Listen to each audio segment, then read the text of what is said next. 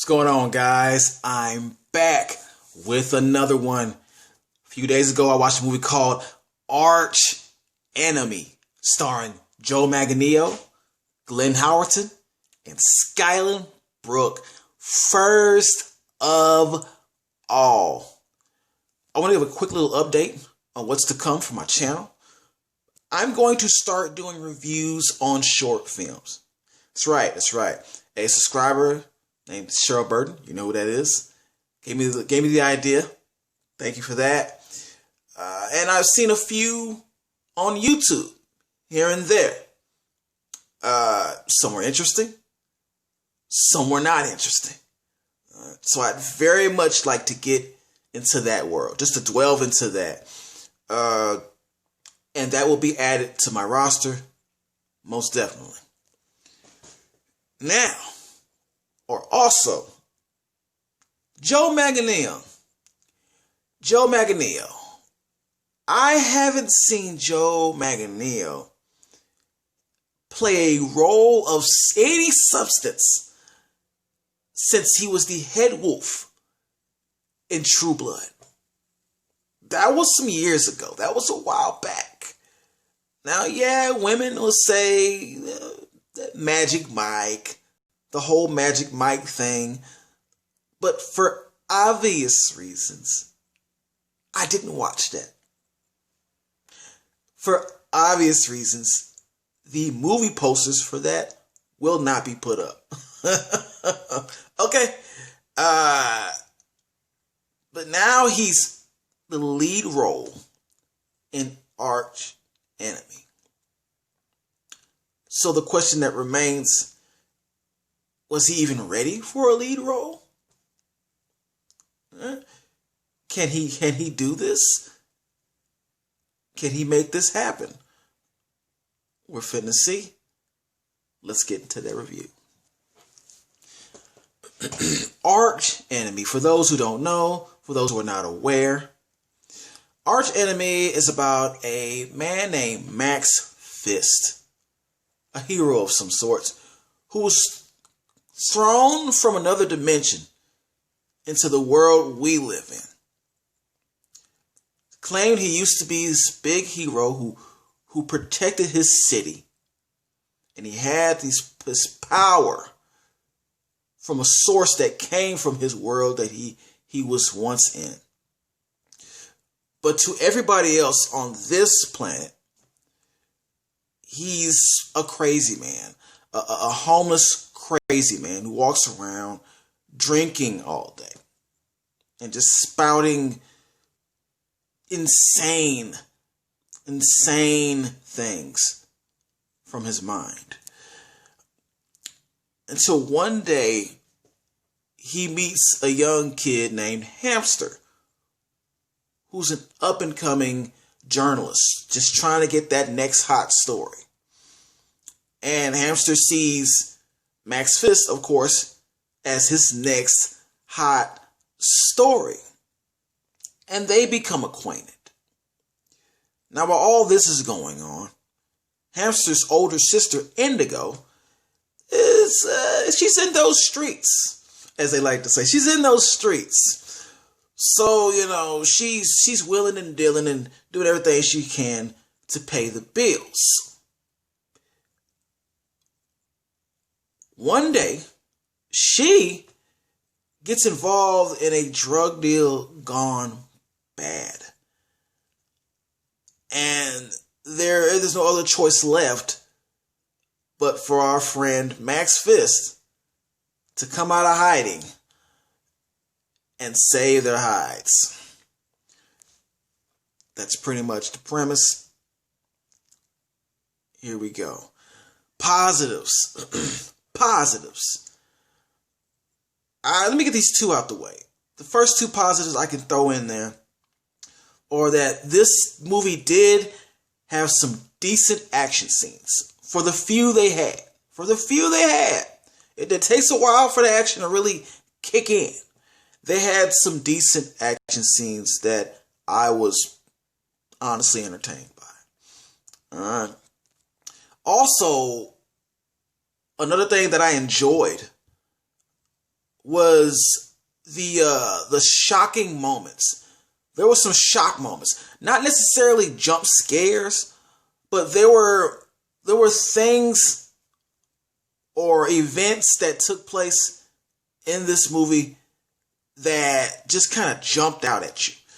You didn't expect to even happen. They were just a little on the random side. But it was a good thing. It was actually something to it. Besides just you being frightened or shook for a couple of seconds. No, actually something actually happened behind that shock or that little spark in the movie. A big positive for this, a huge positive. There are scenes in this movie where they begin to explain Max Fist's background, who he used to be before he came to planet Earth. And when they explain this or do like flashbacks, it turns into like an illustration. It goes from live action to animated. All right? And the illustration is, to me, foretelling of what was to come later on in the movie. And it did such a great job with the illustration that it had me on the edge of my seat. Like, just waiting. Like, seriously waiting to see this all come to plan, all come to life. So I really took that. I took that part. So I took those parts seriously, man. It wasn't even that the animation itself was great, was fantastic.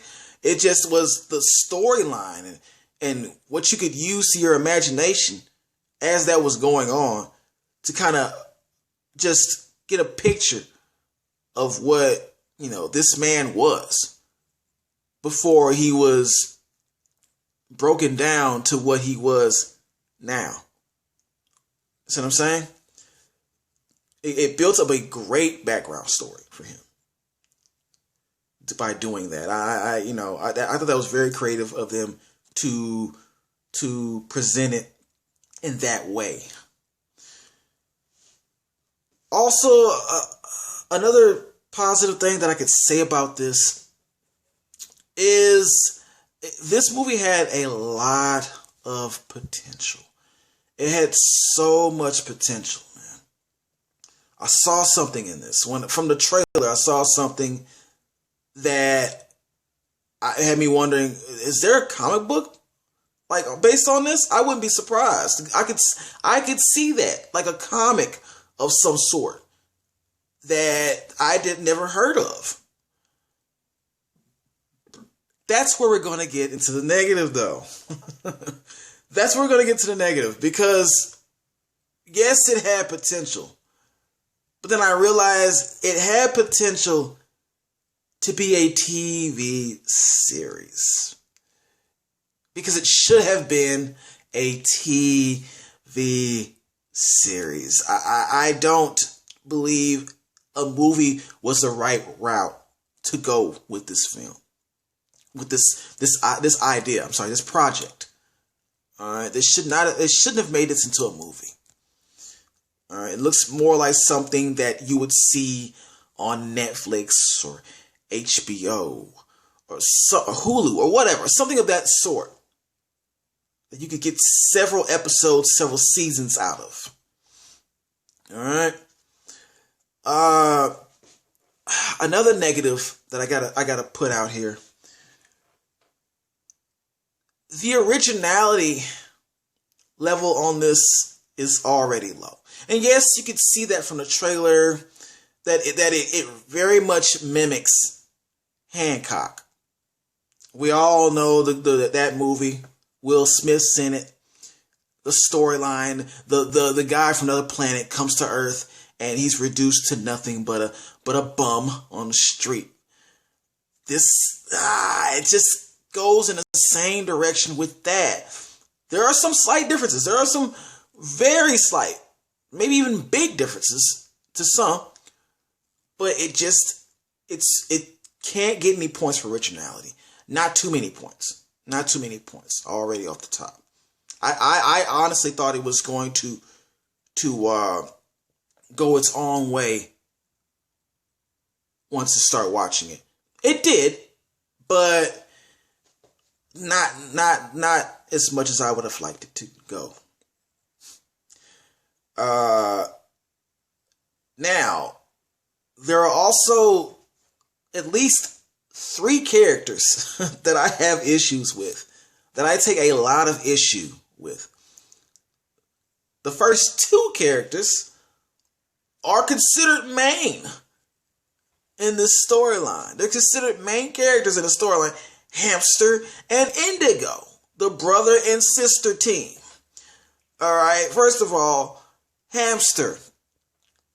I couldn't tell if Hamster actually believed Max Fist's story, or he was just hyping him up so he can get a story out of him. Because it really seemed at some points that Hamster believed him from the start, or that he wanted to. And I'm like, bro, you got to give these characters a little doubt. When it's a big build-up like that, because this movie had a big build-up. The build-up, not the conclusion. When it's like that, I would love for the journalist to have some kind of doubt in this so-called crazy man. Off the bat, Hamster was all in. He was all in for the story that Max Fist was telling. And I just couldn't tell if he was sincere or not, or he really believed this. All right? So that was a little strange, a little off for me. Now, Indigo, my issue with Indigo, she just, oh my God. She barely brought anything to the table as far as acting. She was okay. I'm not gonna put her down all the way. I'm just saying she was okay. But there was kind of a dry feel I got from her. Not only that, her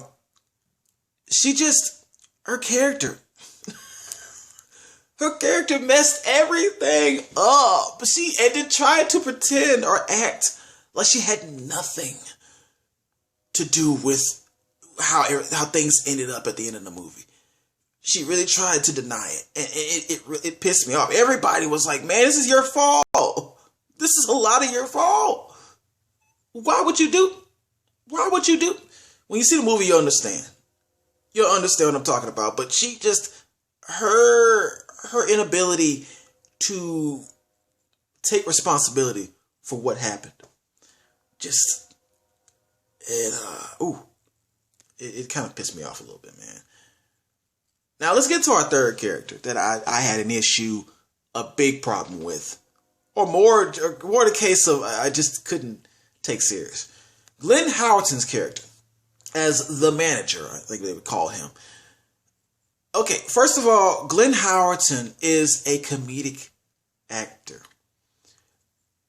I cannot take one of the sub-villains, one of the top sub-villains of the movie, serious under any merit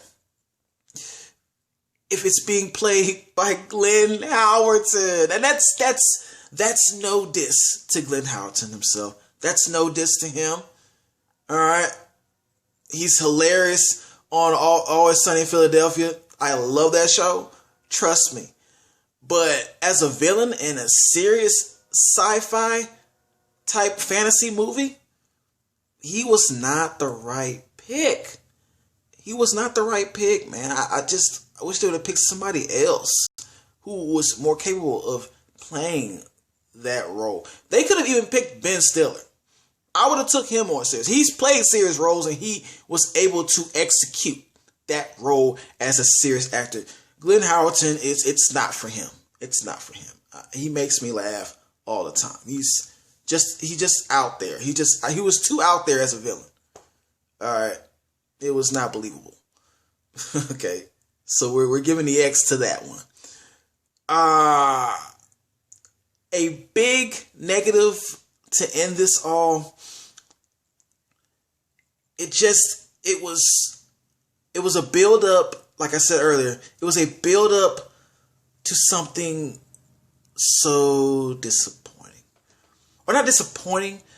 Just it felt like a teaser, a big teaser at the end. Like the whole movie was a teaser, and I'm reminded of Mr. Glass, because that movie felt like an entire teaser, like a filler in an anime. It felt like that, because nothing really came out of it unless they decided to continue the franchise or make it a franchise. They have to continue this movie.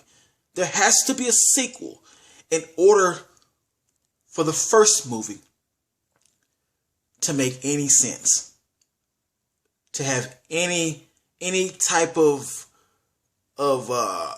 value to this. All right.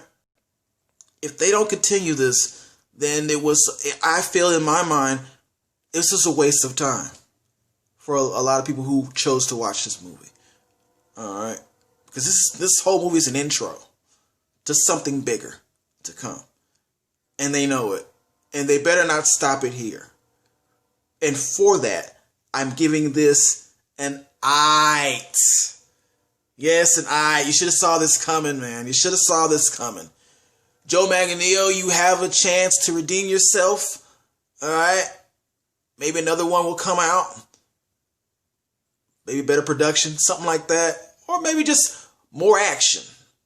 More action, lean us more into who you are as a superhero. All right, we want to see more of that. Take us away from the John Hancock stuff. Get us away from that. Please. That's all I ask. Push that like, share, subscribe to my channel.